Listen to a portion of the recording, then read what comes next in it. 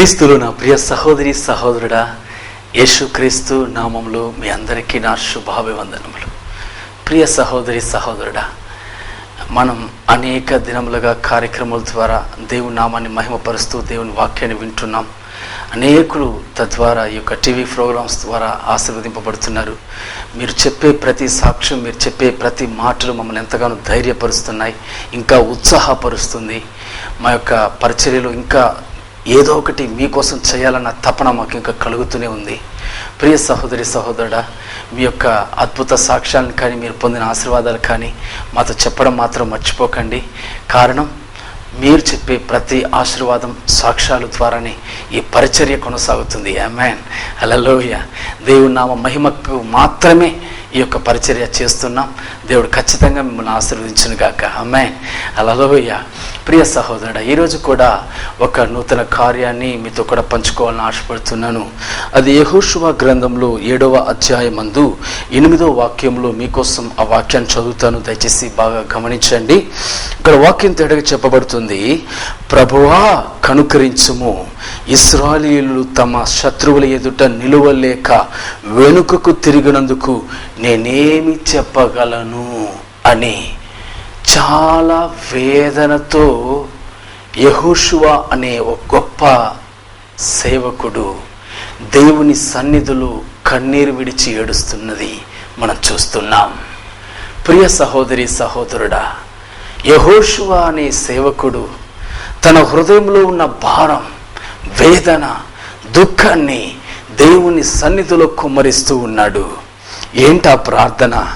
ప్రభువా కనుకరించుము, ఇశ్రాయేలులు తమ శత్రువుల ఎదుట నిలువలేక వెనుకకు తిరిగినందుకు, శత్రువుల ఎదుట నిలువలేక వెనుకకు తిరిగినందుకు నేనేమి చెప్పగలను, నేనేమి చెప్పగలను? ప్రియ సహోదరుడా, ఇక్కడ జరిగిన కార్యాన్ని మీకు అర్థమయ్యేలా పూర్తిగా ఈ చరిత్రను మీకు చెప్పాలని ఆశపడుతున్నాను. బాగా గమనించాలి. దేవుడు ఇశ్రాయేలు యొక్క ప్రజల యొక్క బానిస బ్రతుకును మార్చడానికి 430 సంవత్సరముల వేదన, భారం, బానిసత్వం వాటి నుంచి విముక్తి చేయడానికి దేవుడు ఎన్నుకున్న సేవకుడు మోషే. దేవుడు మోషేను ఎన్నుకున్నాడు. ఇశ్రాయేలు జనుల యొక్క ప్రజలను విడుదల చేశాడు, నడిపించాడు. ఆశీర్వాదకరంగా నడిపించి వచ్చిన ఆ తరుణంలో మోషే యొక్క కాలం ముగించబడుతున్న సమయం, మోషే పరలోక రాజ్యానికి చేరబోయే సమయం దగ్గరైపోయింది. అంటే చనిపోయే సమయం దగ్గరైపోయింది. ఆ సమయంలో దేవుడు మోషేతో అంటున్నాడు, మోషే, ఇకపై నీ పరిచర్య ముగించబడుతుంది. నేను నీకు ఇచ్చిన పరిచర్య ఇప్పటితో ముగించబడబోయే సమయం వచ్చింది. నీవు నా రాజ్యానికి రాబోయే సమయం కూడా దగ్గరైపోయింది. కాబట్టి నీ స్థానంలో మరి యొక్క సేవకుని అభిషేకించాలి అని చెప్పి దేవుడు చెప్పినప్పుడు మోషే అంటున్నాడు, ప్రభువా నా స్థానంలో ఎవరిని మీరు ఉంచాలనుకుంటున్నారు చెప్పండి అని అడిగినప్పుడు ప్రభు తేటగా చెప్పాడు, యెహోషువను నీవు ఎంచుకోవాలి, అతని పైన నూనె చేత అభిషేకించి అతన్ని అభిషేకించాలి, నీ స్థానంలో అతన్ని ఉంచాలి. అతడే ఇశ్రాయేలు ప్రజలను నేను చూపించు కానాను దేశానికి, పాలు తేనె ప్రవహించు ఆ మహిమ కలిగిన ఆ ప్రదేశానికి వారిని తీసుకువెళ్ళడానికి నేను యెహోషువను ఎన్నుకున్నాను అని చెప్పి దేవుడు చెప్పాడు. వెంటనే యెహోషువను పిలిపించారు, యెహోషువను అభిషేకించాడు, యెహోషువను తన స్థానంలో ఉంచాడు. మోషే కొద్ది రోజుల్లో చనిపోయాడు. తరువాత ఇశ్రాయేలు ప్రజలను నడిపించే బాధ్యత, భారం యెహోషువ పైన మోపబడింది. యెహోషువ అడిగాడు, ప్రభువా నేను ఏ విధంగా ఈ ప్రజలను నడిపించగలను అని చెప్పి ప్రార్థన చేసినప్పుడు దేవుడు ముఖాముఖిగా యెహోషువతో అన్నాడు, యెహోషువ, మోషేతో నేను ఏ విధంగా ఉన్నానో అదే విధంగానే నేను నీతో కూడా ఉండబోతున్నాను. మోషేతో అద్భుతాలు చేసిన అదే దేవుణ్ణి నీతో కూడా ఉండి అద్భుతాలు చేసి నా ప్రజలను నేను చూపించి నేను వాగ్దానం చేసిన కానాను దేశానికి వారిని తీసుకువెళ్ళబోతున్నానని చెప్పి దేవుడు వాగ్దత్తం చేశాడు. వెంటనే యెహోషువ తన ప్రయాణాన్ని కొనసాగించి ఇశ్రాయేలు ప్రజలను నడిపిస్తూ ఉండగా మొట్టమొదటిగా ఎదురైనది యోర్దాను. ఆ యోర్దాను దేవుడు రెండుగా చీల్చాడు, ప్రాకారంగా మార్చి వారిని నడిపింపజేశాడు. వెంటనే ఇశ్రాయేలు ప్రజల్లో ఆశ్చర్యం కలిగింది. ఏంటి, యోర్దానులో కూడా దేవుడు మనల్ని నడిపించాడని చెప్పి చాలా సంతోషపడ్డారు. నిజమే, మోషేతో ఉన్న దేవుడు యెహోషువతో కూడా ఉన్నాడని చెప్పి అందరూ విశ్వాసం ఉంచారు. తదుపరి యెహోషువకు కలిగిన మరి గొప్ప ఆశ్చర్యమైన ఒక కార్యం ఏంటో తెలుసా? యెరికో ప్రాంతం. ఆ యెరికో ప్రాంతాన్ని ఏ విధంగా నన్ను జయించాలని చెప్పి దేవుని దగ్గర ప్రార్థన చేసినప్పుడు యెహోషువతో కూడా దేవుడు వాగ్దానం చేశాడు, యెరికో ప్రాంతాన్ని నీ చేతికి అప్పగించున్నాను, నీవు దాన్ని జయిస్తావని చెప్పాడు. అదే విధంగా ఆ యెరికో ప్రాంతాన్ని కూడా జయించేశాడు. జయించేసిన తరువాత వెంటనే దేవుడు యెహోషువతో చెప్పాడు, ఈ యెరికో ప్రాంతము శపింపబడిన ప్రాంతము. ఈ యెరికో ప్రాంతంలో ఉన్న ప్రజలు శపింపబడ్డారు, వారందరూ చనిపోయారు. ఇక్కడ ఎవ్వరూ మిగిల్చకుండా అందరిని చంపేసేయండి. ఈ ప్రాంతం అంతా శపింపబడింది కాబట్టి ఈ శపింపబడిన ప్రాంతముల నుండి ఏ ఒక్కరూ ఏ వస్తువును తీసుకోకూడదు. అక్కడున్న వెండి బంగారం అంతటిను దేవుని యొక్క ఆలయంలో చేర్చబడాలి. ఏ వస్తువు కూడా ఏ ఒక్కరు కూడా తాకకూడదని చెప్పి దేవుడు వారికి చెప్పాడు. అదే విధంగానే యెహోషువ ఏం చేశాడు, ఇశ్రాయేలు ప్రజలందరినీ కోడి చేసి వారితో కూడా చెప్పాడు, ఏ ఒక్కరు ఈ ప్రదేశంలో శపింపబడిన ఈ యొక్క యెరికో ప్రాంతంలో నుండి ఏ ఒక్క వస్తువు కూడా తాకకూడదని చెప్పి వారికి ఆజ్ఞ ఇచ్చాడు. వెంటనే ఆ యొక్క యెరికో పట్టణం అంతా స్వాధీనపరుచుకొని వారు ప్రయాణమయ్యే ఆ యొక్క ప్రయాణంలో వారికి ఎదురుగా ఒక చిన్న పట్టణమే, అది ఒక పెద్ద ప్రాంతం కాదండి, అది ఒక చిన్న పట్టణమే. ఆ పట్టణంలో సుమారు ఒక 3,000 మంది ప్రజలు మాత్రమే ఉంటారు. ఆ పట్టణం పేరు హాయి. ఈ యొక్క హాయి పట్టణాన్ని వారు స్వతంత్రించుకోవాలి. అందుకని యెహోషువ వాటిని మనం స్వతంత్రించుకుందామని చెప్పిన వెంటనే అక్కడున్న సైన్యాధిపతులు వాళ్ళు చెప్పారు, అది సాధారణమైన ఒక చిన్న పట్టణమే కదా, అది వేగు చూసి వస్తామని చెప్పి కొంతమంది వేగు చూసి రావడానికి వెళ్ళారు. ఆ పట్టణాన్ని చూశారు. ఆ పట్టణ ప్రజలు కొంతమంది, అందులో వాళ్ళ బలం లేని వాళ్ళే. అందుకని ఈ యొక్క వేగు చూసి వచ్చిన యొక్క వ్యక్తులు, ఈ సైనికులు ఆ యొక్క యెహోషువతో అంటున్నారు, అయ్యా ఆ యొక్క వేగు చూసి వచ్చాము, అక్కడ ఏ యొక్క ఆటంకాలు లేదు, ఆ చిన్న పట్టణమే, ఈజీగా మనం దాన్ని స్వాధీనం చేసుకోవచ్చు. మన యొక్క సైన్యంలో ఒక 2,000 మంది లేదంటే 3,000 మందిని పంపించామంటే సాధారణంగా వాళ్ళని జయించి వచ్చు అని చెప్పి ఆ సైనికులు చెప్పారు. వెంటనే యెహోషువ ఏం చేశాడు, అది హాయి పట్టణం, చిన్న పట్టణం, అక్కడ ఉన్న వాళ్ళు కొంతమంది, ఎక్కువ మంది పంపడం ఎందుకని చెప్పి 3,000 మందిని పంపించాడండి. అక్కడ సైనికులు చెప్పారు 2,000 మందిని పంపిస్తే కూడా జయించవచ్చు అని చెప్పారు. కానీ యెహోషువ ఎంతమందిని పంపించాడు? 3,000 మందిని పంపించాడు. 3,000 మంది యుద్ధానికి అక్కడ వెళ్ళిన వెంటనే అక్కడ ప్రవేశించి ఈ యుద్ధ సైనికులు అక్కడ ప్రజలు ఉన్న పరిస్థితులను చూసి వారి యొక్క బలాన్ని చూసి తట్టుకోలేక ఈ 3,000 మంది ప్రజలు, ఇశ్రాయేలు ప్రజలు పరిగెత్తుకుంటూ వచ్చేసారండి, పరిగెత్తుకుంటూ వస్తున్నారు. యెహోషువకు భయం వేసిపోయింది, ఏంటి ఇది, అది చిన్న పట్టణమే కదా, ఆ చిన్న పట్టణాన్ని గెలవలేక 3,000 మంది ప్రజలు పరిగెత్తుకుంటూ వస్తున్నారని చెప్పి చూసిన వెంటనే ఆ యొక్క 3,000 మంది కేకలు పెడుతూ వస్తున్నారు. యెహోషువతో అంటున్నారు, రాజా మనము ఆ యొక్క దేశాన్ని స్వాధీనపరచుకోలేము, అక్కడున్న వాళ్ళు భయంకరమైన బలవంతులు, వారిని మనం జయించాలంటే మన శక్తి చాలదు అని చెప్పి వేదనతో వాళ్ళు తన భారానంతా యెహోషువతో చెప్పినప్పుడు యెహోషువలోని వేదన, బాధ ఇంత అంత కాదండి. కారణం, ఇశ్రాయేలును నడిపించే బాధ్యత ఇప్పుడు ఎవరిపైన ఉంది? యెహోషువ పైన ఉంది. మోషేతో ఉన్న దేవుడు, మోషేతో ఏ విధంగా ఉంటానో అదే విధంగా నీతో కూడా ఉంటానని చెప్పి వాగ్దానం చేశాడు కదా. మరి ఎందుకు ఈ యొక్క హాయి పట్టణంలో నుండి నా ప్రజలు ఎందుకు దాన్ని స్వాధీనపరచుకోలేకపోయారు, ఎందుకు ఆ యుద్ధంలో వారు ఓడిపోయారు అని చెప్పి వేదనతో ఒక ప్రార్థన చేస్తున్నాడు. ప్రభువా, ప్రజలు నన్ను అడిగితే నేను ఏం చెప్పగలను?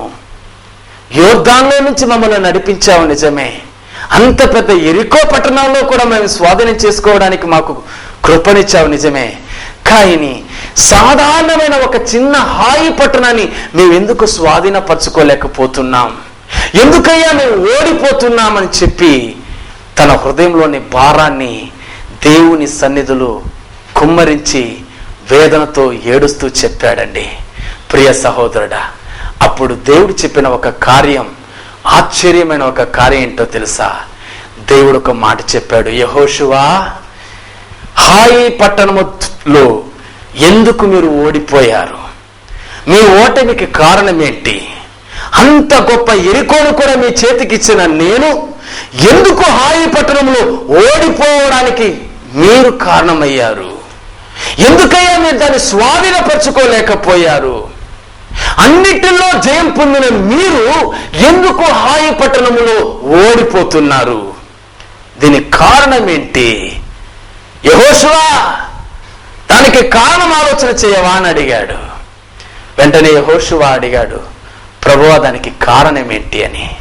వెంటనే ప్రభు చెప్పాడు, నేను చెప్పాను, యెరికో ప్రాంతాన్ని నీ చేతికి అప్పగించిన వెంటనే చెప్పాను, ఆ ప్రాంతంలో అన్నిటినీ నశింపజేసి అన్నిటిని చంపి ఆ ప్రాంతంలో ఏ ఒక్కరు ఏ వస్తువు తాకకూడదని చెప్పానా లేదా? అది చెప్పి ఆ ఆజ్ఞ ఇచ్చి అన్ని చెప్పినా కూడా ఇశ్రాయేలు ప్రజలలో ఒకరు నా మాటకు లోబడక, నా ఆజ్ఞకు లోబడక యెరికో ప్రాంతంలోని కొన్ని వస్తువులను, విలువైన ఆభరణాలను వారు తీసుకొని వచ్చి వారు దాచిపెట్టి ఉన్నారు. ఆ దాచిపెట్టిన వ్యక్తి యొక్క కుటుంబం చావనదే. మీకు విజయం రాదు, మీకు విజయం రాదు. ప్రియ సహోదరుడా, ఏంటి ఆశ్చర్యంగా ఉంది కదా? పెద్ద యెరికో ప్రాంతాన్నే దేవుడు సాధారణంగా ఇచ్చాడండి యెహోషువాకు. అటువంటిది సాధారణమైన ఒక హాయి పట్టణం ద్వారా ఓడిపోయే పరిస్థితి ఎదురయ్యింది. కారణం ఏంటి? కారణం ఏంటి? ఈ కార్యక్రమాన్ని చూస్తున్న మీ జీవితాల్లో కూడా, అయ్యా, మా జీవితంలో అనేక సమస్యలు ఎదుర్కొని అనేక సమస్యల్లో మా జీవితంలో జయాన్ని పొందామే, కానీ ఇప్పుడు మేము ఓడిపోయిన పరిస్థితుల్లో ఉన్నామే. కారణం ఏంటి? మా కుటుంబం ఇప్పుడు ఆశ్రయకరంగా లేక ఈరోజు మేము వేదనతో కుమిలిపోతున్నామే. కారణం ఏంటి? ఈరోజు మేము ఎంత కష్టపడినా మా కష్టార్జితం మాకు దక్కడం లేదే. కారణం ఏంటి? ఈరోజు మా కుటుంబంలో పరిస్థితులు అన్ని తారుమారైపోయాయి. ఎప్పుడు చూసినా ఏదో ఒక గొడవ, ఏదో ఒక వేదన, ఏదో ఒక సమస్య, ఏదో ఒక వ్యాధి వస్తూనే ఉండే. కారణం ఏంటి? కారణం ఏంటి? కారణం లేకుండా ఏది రాదండి, ఏది జరగదండి. ఇది నా బైబిల్ గ్రంథం చెబుతున్న చట్టం. కారణం ఉంది, కారణం ఉంది. ఈరోజు మీ కుటుంబంలో పరిస్థితులకు కూడా కారణం ఉంది. ఆ రోజు యెహోషువ ఆ యొక్క హాయి పట్టణాన్ని స్వాతంత్రించుకోలేకపోవడానికి కారణం ఉంది. కారణాన్ని కనిపెట్టి, ఆ కారణానికి కారణమైన వారిని కనిపెట్టి, ఎవరైతే కారణమో, ఏదైతే ఆటంకమో దాన్ని తొలగిస్తే తప్ప విజయం మనకు రాదు. హల్లెలూయా.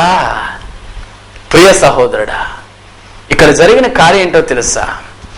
దేవుడు చెప్పాడు, ఇశ్రాయేలు ప్రజలందరినీ కూడింపజేసి, నేను చెప్పింది, నేను అడిగిన ప్రశ్నకు జవాబు రావాలని చెప్పి దేవుడు చెప్పాడు. వెంటనే యెహోషువ ఇశ్రాయేలు ప్రజలందరినీ కూడింపజేశాడు. కూడింపజేసి దేవుడు చెప్పిన మాట, మీలో ఒక కుటుంబం, ఒకరు దేవునికి విరోధమైన పాపం చేసి శపింపబడిన ఆ యెరికో ప్రాంతంలో నుంచి కొన్ని వస్తువులు దొంగతనంగా తీసుకొని వచ్చారు. వాటిని మీరు దాచిపెట్టారు. ఎవరో ముందుకు రండి అని చెప్పి యెహోషువ అడిగాడు. యెహోషువ అడిగిన వెంటనే ఇశ్రాయేలు ప్రజల్లో ఏ మార్పు లేదు. అందరూ ఒకరి ముఖాలు ఒకరు చూస్తున్నారే కానీ తప్పు చేసిన వ్యక్తి ముందుకు రావడం లేదు. వెంటనే ప్రభు అంటున్నాడు, ఇశ్రాయేలు ప్రజల్లో విశేషంగా 12 గోత్రాల్లో ఒక గోత్రాన్ని చెబుతున్నాను. ఆ గోత్రంలోని ఒక వ్యక్తి అని చెప్పి యూదా గోత్రం అని చెప్పాడు. యూదా గోత్రం వారందరినీ ఒక చోట ఏర్పరిచారు. యూదా గోత్రం వారికి యెహోషువ అడుగుతున్నాడు, ఈ గోత్రంలోనే ఒకరు పాపం చేశారు, ఎవరో ముందుకు రండి అని అడిగాడు. ఎవ్వరూ రాలా. వెంటనే దేవుడు చెప్పాడు, యూదా గోత్రములోని విశేషముగా జరాతీయుల వంశములో ఒక వ్యక్తి అని చెప్పి ప్రత్యేకించి దేవుడు చెప్పాడు. వెంటనే యూదా గోత్రంలో నుంచి జరాతీయుల వంశమును ప్రత్యేకించి ఒకరికి ఒక చోట ఉంచి మిగతా వారిని పంపించేశారు. ఈ వంశాన్ని కూర్చున్న వెంటనే మరలా అడుగుతున్నారు, మీలో ఒకరే ఈ పాపం చేశారు, శపింపబడిన యెరికో ప్రాంతములో నుండి వస్తువులు దొంగిలించింది మీ వంశములో నుండే, ఎవరెవరు ఆ వ్యక్తి అని చెప్పి అడిగినప్పుడు ఏ ఒక్కరు ముందుకు రాలా. అప్పుడు తన పాపాన్ని ఎవరు ఒప్పుకోలా. వెంటనే ప్రభు చెప్పాడు యెహోషువతో, ఈ యొక్క వంశములో నుండి జబ్ది కుటుంబంలో నుండి ఓ వ్యక్తి ఈ కార్యం చేశాడని చెప్పాడు. ఆ వంశములో నుండి ఇప్పుడు జబ్ది కుటుంబాన్ని మాత్రం వేరుపరిచారు, మిగతా వారిని పంపించేశారు. ఇప్పుడు ఆ జబ్ది కుటుంబంలో వారితో అంటున్నాడు, ఎవరు పాపం చేసింది? మీలో పాపం చేసింది ఎవరు? మీలో ఒక్కరి వలనే ఈరోజు ఇశ్రాయేలు ప్రజలందరికీ ఓటమి కలుగుతుంది. ఆ ఒక్కరి వల్ల బయట రండి. జబ్ది కుటుంబంలో అడుగుతుంటే అప్పటికి ఎవరు రాలా, ముందుకు రావడం లేదు. వెంటనే జబ్ది కుటుంబంలో ఉన్న వారిలో దేవుడు చెప్పాడు, ఆకాను అనే వ్యక్తి పాపం చేశాడు. ఆ వ్యక్తి మాత్రమే దగ్గరికి రప్పించాడు. వెంటనే ఆ కుటుంబస్తులందరినీ పంపించేశాడు. ఒక్క వ్యక్తి మిగిలాడు, ఆకాను. ఆ వ్యక్తితో యెహోషువ అడుగుతున్నాడు, ఏంటి ఆకాను, నువ్వు చేసిన కార్యమేనా? శపింపబడిన యెరికో ప్రాంతంలో నుండి నీవు బంగారు ఆభరణాలు తీసుకొని వచ్చింది వాస్తవమా కాదా అడిగాడు. వెంటనే ఆకాను అంటున్నాడు, అవును నేనే ఆ వ్యక్తిని. శపింపబడిన యెరికో ప్రాంతములు విలువైన వస్త్రాలు నేను చూసి వాటిని ఆశించి విలువైన బంగారు వెండిని నేను తీసుకొని వచ్చి నా యొక్క కూడారం కింద నేను దాచిపెట్టాను. నిజం. ఈ నిజం ఎప్పుడు చెప్తున్నాడండి? దేవుడు మొట్టమొదటిగానే మీలో ఒక వ్యక్తి పాపం చేశాడు, తద్వారా హాయి పట్టణంలో మీరు స్వాతంత్రించుకోవడం లేదని చెప్పినప్పుడు ఆ వ్యక్తి ముందుగా వచ్చి నేనే ఆ పాపం చేశాడని ఒప్పుకొని ఉంటే దేవుడు అతని క్షమించేవాడే కదా. కానీ అతని యొక్క హృదయంలో అప్పటికి మారు మనసు లేదు. సరిపోని వంశంలో నుంచి వేరుపరిచాడే, అప్పుడైనా ఒప్పుకున్నాడా? అప్పుడు ఒప్పుకోలేదు. ఆ వంశంలో నుండి జబ్ది కుటుంబంలో ఏర్పరిచాడే, అప్పుడన్నా ఒప్పుకున్నాడా? అప్పుడు ఒప్పుకోలేదు. ప్రియ సహోదరుడా, ఈ రోజు మనిషిలో ఉన్న ఒక భయంకరమైన మూర్ఖపు గుణం ఏంటో తెలుసా? తన పాపాన్ని తాను గ్రహించకపోవడం, తాను చేసిన కార్యాలను తాను గ్రహించకపోవడం. ప్రియ సహోదరుడా, ఈరోజు ఆ కాను లేకుండా ఉండవచ్చు, కానీ ఆ కానులను చుట్టి ఉన్న, ఆ కాను పట్టి ఉన్న ఆ దురాత్మ ఈరోజు క్రైస్తవుల యొక్క జీవితాన్ని వెంటాడుతుంది. అందుకే తన పాపాన్ని ఎవరు ఒప్పుకోవడం లేదు. నేనేం పాపం చేశాను అన్న విధంగా గర్వంగా మాట్లాడుతున్నారు. ప్రియ సహోదరుడా, ఎప్పుడైతే ఆకాన్ని చంపారో, అతని కుటుంబస్తుల్ని అగ్ని చేత కాల్చి రాళ్లతో కొట్టి చంపారు, అప్పుడే ఇశ్రాయేలు ప్రజలకు ఒక విజయం కలిగింది, ఒక విజయం వచ్చింది. ఎప్పుడయ్యా యెహోషువకు విజయాన్ని ఇచ్చాడు? ఎప్పుడయ్యా ఇశ్రాయేలు ప్రజలకు ఒక విజయం కలిగింది? ఆకాన్ను పిలిపించి, ఆకాన్ను రాళ్లతో కొట్టించి అగ్ని చేత కాల్చి అతన్ని నాశనం చేశారు, బూడిద చేశారు. తరువాత దేవుడు ఇశ్రాయేలు ప్రజలకు హాయి పట్టణం పైన విజయాన్ని ఇచ్చాడు.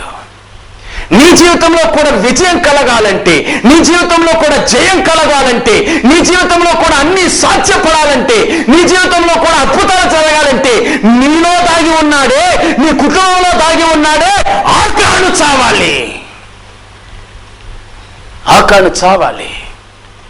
ఈరోజు క్రైస్తవుల యొక్క హృదయం కఠినత్వం పెరిగిపోయింది. ఒక పక్క పాపాలు చేస్తే నేనేం పాపం చేశానంటాడు. త్రాగుబోతామని చూసి అడగండి, ఎందుకయ్యా త్రాగుతామంటే నేనెప్పుడు తాగాను, వారానికి 3 రోజులు కదా తాగుతున్నాను అంటుంటాడు. పాపం ఒక పక్క చేస్తూ కూడా తన పాపాన్ని ఒప్పుకోవడం లేదు. ఈరోజు ఒక పక్క పరాయి స్త్రీతో, ఒక పక్క పరాయి పురుషులతో వ్యభిచారం చేస్తూ తన తాను మోసం చేసుకుంటూ పైకి భక్తి పరుల నేనే పాపం చేయలేదే అంటాడు.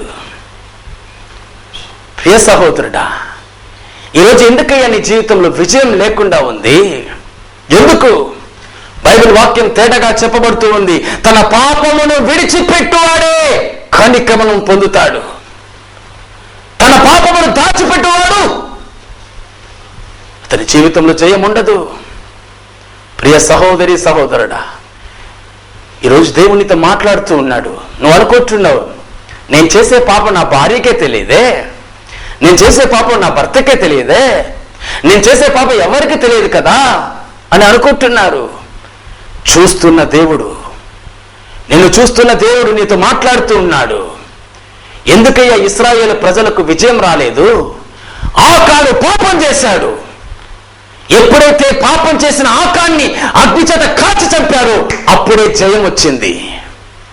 నీ జీవితంలో కూడా జయం రావాలంటే, నీ జీవితంలో కూడా అద్భుతం కలగాలంటే నీలో దాగి ఉన్నాడే ఆకాను చావాలి, నీలో దాగి ఉన్నాడే ఆ వ్యభిచారి చావాలి, నీలో దాగి ఉన్నాడే ఆ దొంగ చావాలి, నీలో దాగి ఉన్నాడే ఆ మోసపూరితమైన ఆ యొక్క ఆలోచన చావాలి, నీలో దాగి ఉన్నాడే లంచాలు తీసుకున్నది చావాలి, నీలో దాగి ఉన్నాడే ఆ మాంత్రిక సంబంధమైన విషయాలు చావాలి. ఒక పక్క మాంత్రిక విషయాలు చేస్తారు, ఒక పక్క నిమ్మకాయలు గుమ్మడికాయలు ఇంట్లో పెట్టుకొని ఉంటారు, మరో ప్రక్క భక్తి పరుల వాళ్ళు మిడుచుకుంటుంటారు. కొంతమందిని చూశాను, క్రైస్తవుల్నే ఏ ఒక్కరికి తెలియకుండా వెళ్ళిపోతారు, దూర ప్రాంతానికి వెళ్ళి వేళ్ల కొద్ది డబ్బిచ్చి వాడిచ్చే రేకులు తీసుకుని వచ్చి ఇంట్లో దాచిపెట్టుకుంటారు.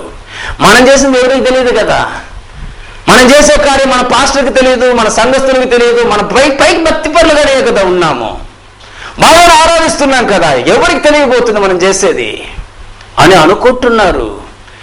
ఈ లోకాన్ని సర్వాన్ని సృష్టించిన దేవుడు ప్రతి ఒక్కటి చూస్తున్న దేవుడు.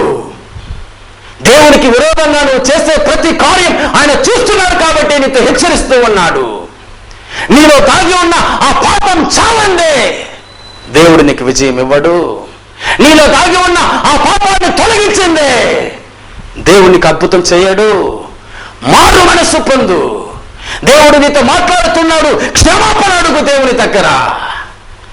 నేను అనుకుంటున్నాను, ఆకాను మాత్రం ప్రభువా నేను పాపినయ్యా, నేనే ఆ ఎరికో ప్రాంతంలో ఉన్న దాచబడి ఆ యొక్క వస్తువులను, విలువైన వస్తువులను తీసుకొని వచ్చి నా గూడారంలో నేను దాచిపెట్టిన ఆ ద్రోహిని నేనే అయ్యా అని చెప్పి క్షమాపణ అడిగి ఉన్నట్లయితే అతన్ని కనికరించేవాడు నా దేవుడు, అతన్ని క్షమించేవాడు నా దేవుడు.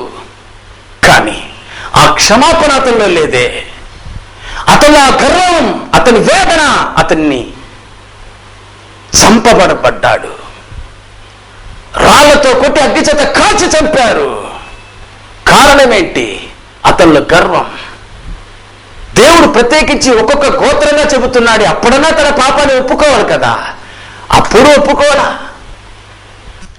కుటుంబాన్ని దేవుడు పిలిచేటప్పుడు అప్పుడన్నా ఒప్పుకోవాలి కదా, అప్పుడు ఒప్పుకోవాలా? అంత కఠినత్వం ఈరోజు హృదయం. నీ హృదయం ఏ విధంగా ఉందో నీతో మాట్లాడుతున్నాడు దేవుడు.